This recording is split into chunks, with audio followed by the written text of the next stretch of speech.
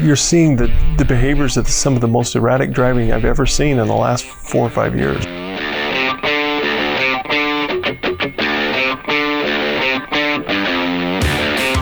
Welcome to Shooting Straight with Brad and David. I'm David Clouse, your Navajo County Sheriff. And I'm Brad Carlyon, your Navajo County Attorney. And this month we're joined by Captain Jeff Sharp with the Arizona Department of Public Safety. Captain, thank you for joining us and look forward to the conversation. Thank you for having me. So what we want to talk a little bit about today was State Route 260, State Route 377, pretty much the traffic issues or the traffic patterns that we've been seeing, not only in Navajo County, but in Coconino County and Gila County. When you say traffic patterns, what do you mean by traffic patterns? Well, some of the issues that, and crashes and fatalities that we've been seeing, and the large, I would say, influx of more traffic when I refer to patterns along State Route 260. And those that are not familiar with it, that's the road between Heber and Payson. Captain Sharp, what have we seen in the rise and kind of what's been going on that's caused a lot of the concerns from the... Yeah, so I think where it starts is, number one, the increase in traffic. It's our obvious weekenders coming up from Phoenix and surrounding areas up to the White Mountains. What's happened recently is all the navigational pages show State Route 377 as a shorter route to get down to Phoenix. So coming from I-40 to 377 and then the 260. What is 377? Where does it run? So 377 runs from Holbrook into Heber. Okay. And rather than going into Flagstaff and south on I-17, all your mapping devices show that 377 is a shorter route to Phoenix. So with this increase in traffic we're seeing, I mean, I always compare it, we got the 5th largest city in the country with an interstate, and it passes right through our county. Mm-hmm. And these small 2-lane road highways. What are we seeing on these 2 highways that we've been seeing for a couple of years, but really spiked this summer?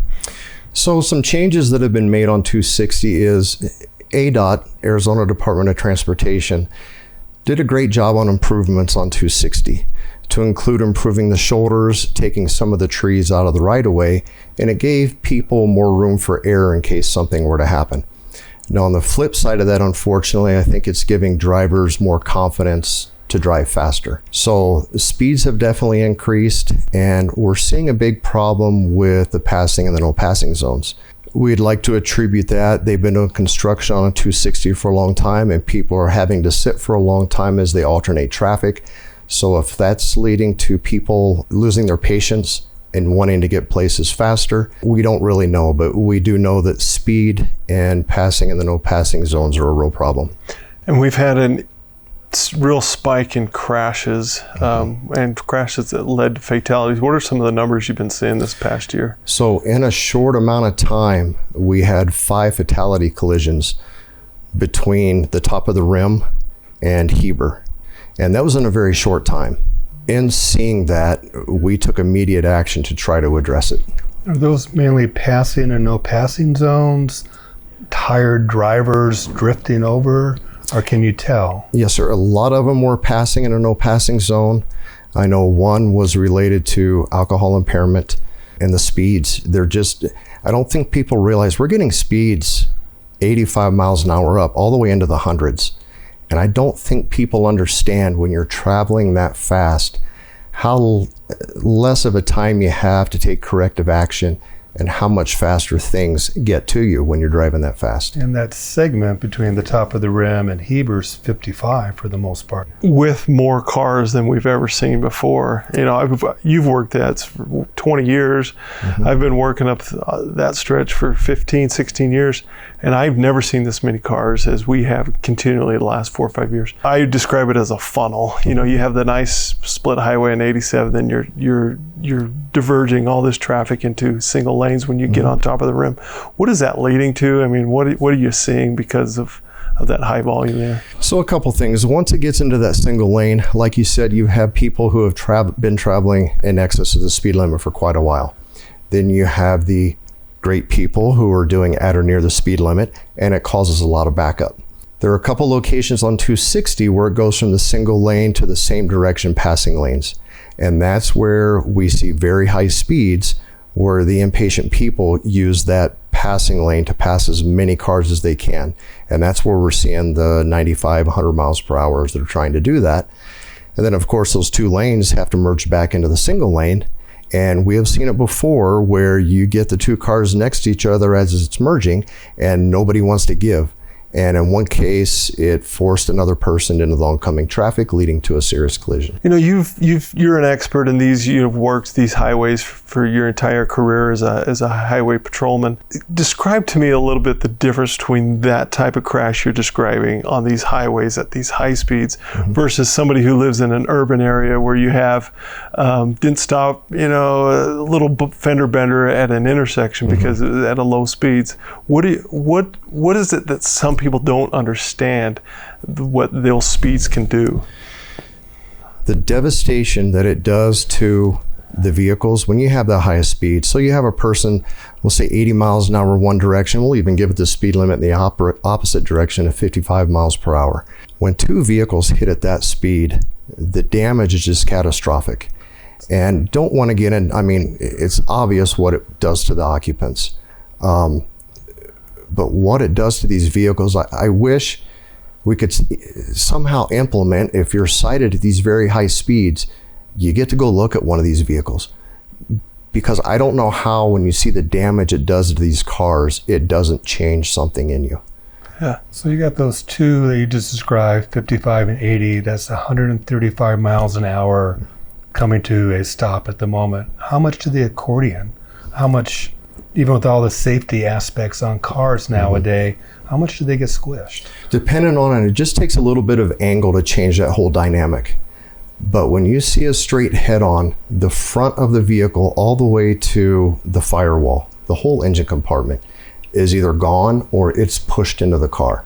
We see that quite a bit at the high speed. Pushed into the driver and front seat passenger. Let's talk a little bit about an aggressive enforcement detail you guys have been working on between Heber and really, let's say, Holbrook to Payson.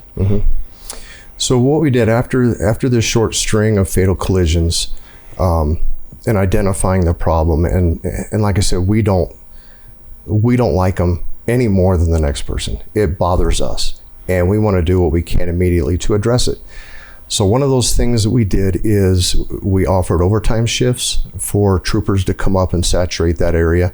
We're pulling different troopers in during regular work schedules to saturate the area. And then we're partnering with our county law enforcement partners, Navajo County, Gila County, and Coconino County, to do more of a saturation detail, all of us together. So there's times now going through that stretch, you may see 6, 7, 8 different law enforcement vehicles, and we're really trying to address it. And we started this campaign June 19th. Since we started the campaign, we have almost 1,500 traffic contacts, a little over 1,300 citations, with a little more than 1,200 of those being for speed. There's also been 46 arrests, with 6 of those being DUI related. But we're also setting the tone, and as I said before, we get speeds 95, 100 miles per hour and up. If somebody's going to come up here and drive that way and jeopardize everybody's life around them, we're arresting them, taking them to jail, and towing their car.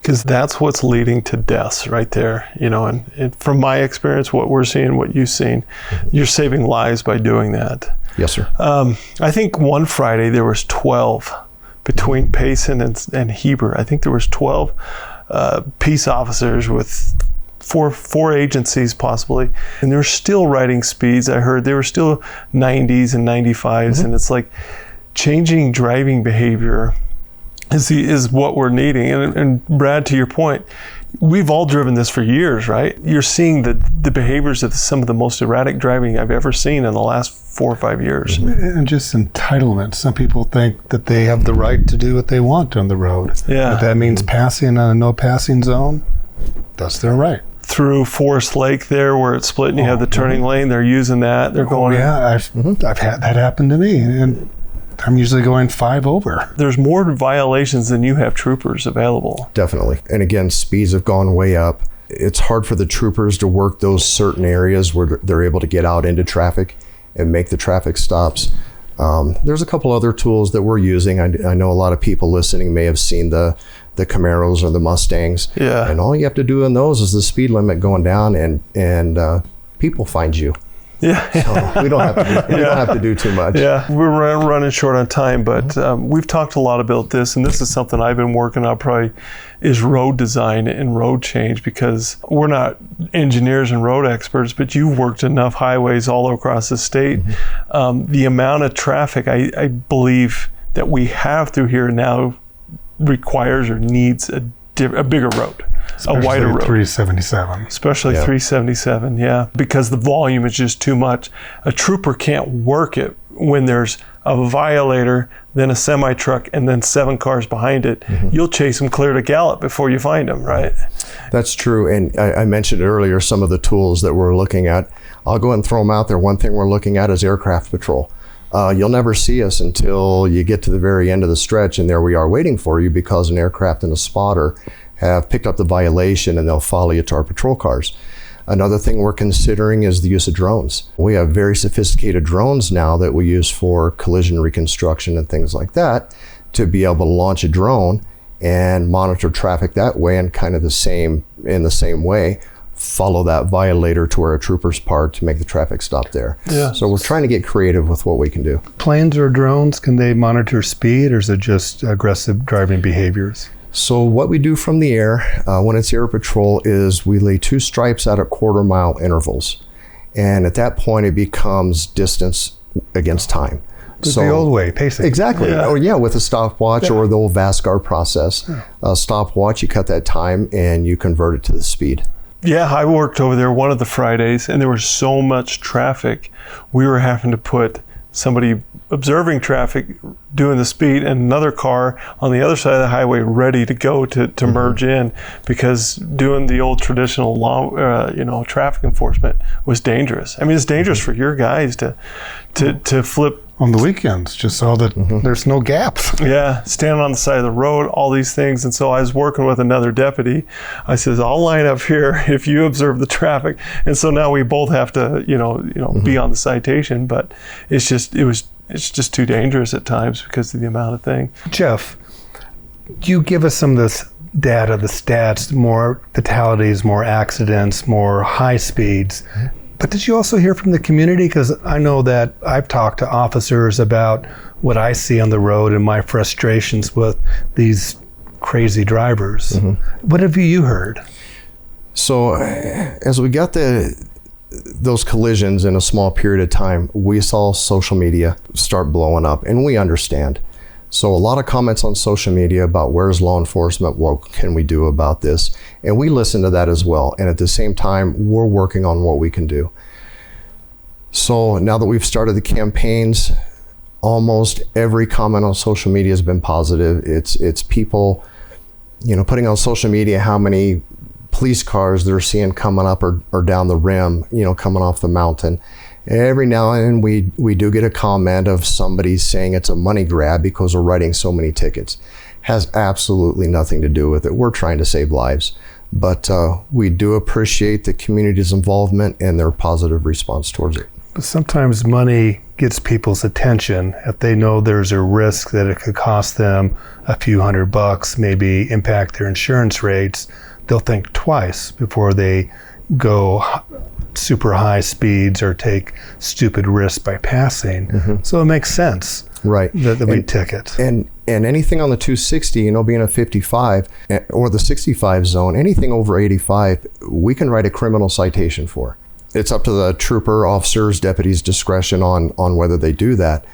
But when you go from a civil citation to a criminal citation, that eliminates some of the traffic school and things like that you're eligible for. When you get a criminal citation, it's points on your license and it's a higher fine. And that's 30 or above? 20 or above, the posted, or 85 plus. 85 plus. Captain, we appreciate everything you're doing, you and your team. You guys are working hard out there. There's so much to this. I mean, it is an issue. It's a public safety issue that affects all of us because we all travel that road. Appreciate what your team has done to organize with us and the other counties, making those arrests, making that traffic enforcement, putting these details together. The state's putting forth the money. I've been working on the on the powers to be on the political side that make decisions on road or funding sources for these road designs. It costs money. It costs a lot of money to make a road change like that, but it'll save lives in my opinion if it looked like a highway that could handle that amount of cars. And Sure. No, and thank you for having me. Obviously this is very important, and I love for everybody to hear our side of it. To us, it's just not another fatal crash. We take them very serious. We take them very personal. So thank you for the partnership and the county attorney's office. And just keep doing the best we can. Yeah. And just in closing, I've heard you say many times, people say, well, we just need more law enforcement. And I'll never say we don't need more, to do. But you always make an observation. It's a lot of it is driving behaviors, and it's driver responsibility that are causing this. And I think we've shared a lot of those stories, that it's the entitled, impatient, and those types of drivers that have led to this. And you just unfortunately don't have enough troopers to take all that entitled drivers right that put us all at risk. But anyways, thank you for the conversation. Thank you for everything you're doing. Sure. And thank you for joining us, and hope to see you next month.